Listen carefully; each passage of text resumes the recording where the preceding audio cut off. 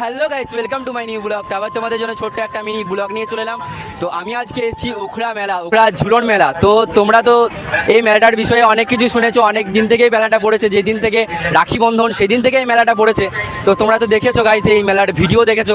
তো আমি আজকে সরাসরি আজকে এই উখড়া মেলাতে চলে এলাম। তো তোমরা দেখো গাইস, আজকে ব্লগটি অনেক মজা হবে, অনেক এনজয় হবে। তো দেখো গাইস, ব্লগের সঙ্গে থেকো, সাথে থেকো অ্যান্ড এনজয় নাও।